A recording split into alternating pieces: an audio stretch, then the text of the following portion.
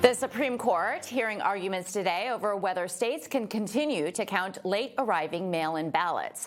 So far, the court's conservative majority seems skeptical. All 50 states require ballots to be cast or postmarked on or before Election Day, but 14 states have grace periods ranging from a day to several weeks after the election.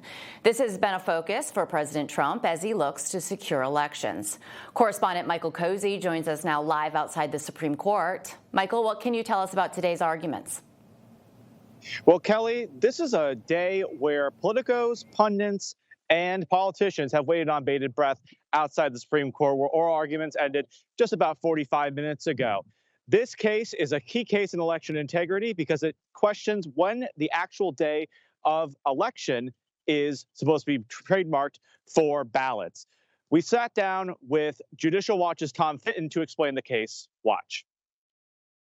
Many states, 20, upwards of 30 states, allow them to come in for days and weeks after Election Day, and they still get counted.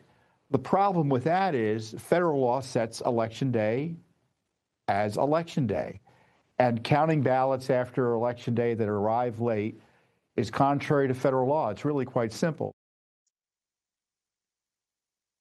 Now, Kelly, at this oral argument, Justice Neil Gorsuch asked a very pointed question to the Mississippi Solicitor General. Listen.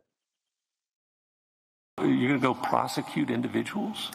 I mean, Your Honor, I'd say, like, if somebody is lying in an affidavit that they're not going to recall something, I mean, if people are doing that with impunity, we have quite a problem. But it is a problem that the state can address and enforce. I just don't know how they'd ever find out about it. I mean, I think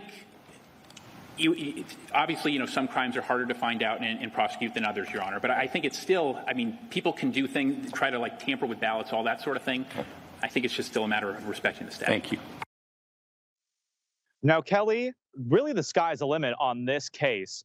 It could be that we overrule over almost 30 state election laws that would stop the ballot counting on the day of election when they're received and postmarked by the U.S. Postal Service or another carrier.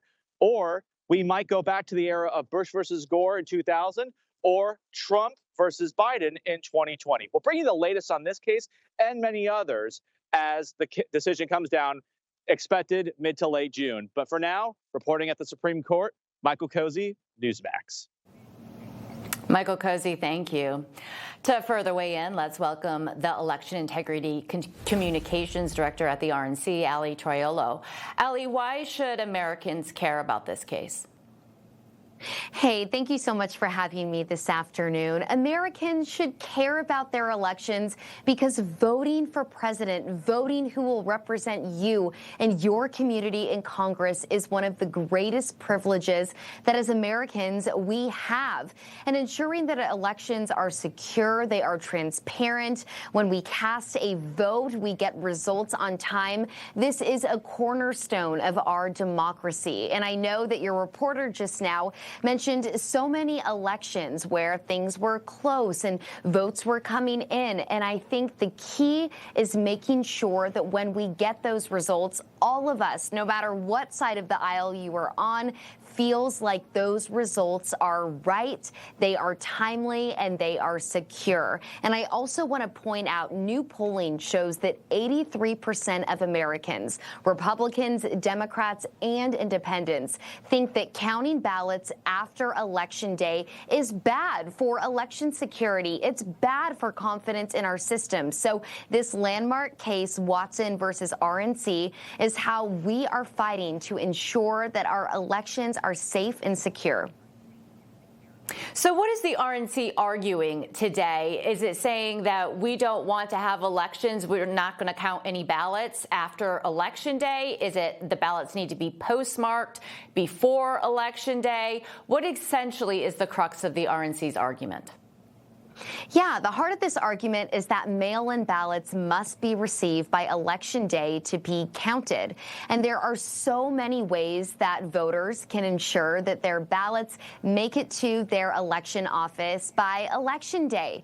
And I think the problem, your reporter mentioned this as well, is we have 14 states plus the District of Columbia that do receive ballots days or even weeks after Election Day and are still counting those. And that really defies what Congress sets as Election Day, which is the first Tuesday, or the Tuesday rather, after the first Monday in November. So the cornerstone of this case is that in order for mail-in ballots to count, they have to be received by Election Day.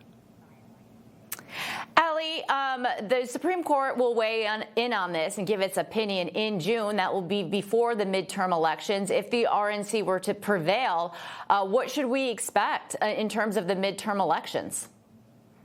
Well, it's too hard for me to predict when the Supreme Court will be deciding officially on this case. But what we're hoping it will do is secure our elections. That is the whole point of this case, is making sure that these ballots are received by Election Day. That is the gold standard, and that is how we ensure that this trickle-in period of counting that really cuts down voter confidence and cuts down the security of our results is remedied. And we also are restoring law and order. We are taking things back to what is written in federal law, that Election Day is Election Day. So the RNC, of course, is fighting in Watson versus RNC. But I don't know if you were aware, we have over 120 cases across more than 30 states fighting for common sense voter ID laws, fighting for proper voter roll maintenance, ensuring non-citizens aren't voting in our elections. So there is a host of other ways that the RNC is fighting to secure our elections, and we are so proud to see that this case has made its way all the way up to the Supreme Court, and of course, just like you, are waiting eagerly on that decision. So Democrats and blue states would argue that it's the state's responsibility to secure their elections, and that's the role of the state. It's not the role of the federal government. What do you say to that argument? They're also arguing that against the Save America Act, for example. They don't want to federalize elections. They want to retain control at the state level. Well, it is written in federal law that, again, Congress sets Election Day as Election Day, and we need to adhere to that. Congress didn't write election week or election month or, oh, there's different variations for voting. No, when it comes to voting for president, for who's your senator, who's your congressman, that needs to take place on Election Day. And I do want to say these are common sense principles that both sides of the aisle want. People want voter ID. That is common sense. People want only American citizens voting in their election. And not only do people want this, but it is the law. So we are very hopeful that we can get the Save America Act passed. 83% of voters want mail-in ballots to be received by Election Day to count. This is common sense, and this is the gold standard for how many nations around the world operate. And it's really time that America catches up, and under the leadership of President Trump, and of course, all of us here at the RNC and other Republicans really pushing for this to get over the finish line, we hope to see it into law very soon. Very interesting. Whether or not the Save America Act advances, that's up to Congress, but you're pursuing another angle through the courts. So interesting case, and we'll surely be following it. Ally Triolo, thank you so much for stopping by. I appreciate your time. Thank you for having me. Information. Truth is freedom. Is Newsmax. It's real news for real people.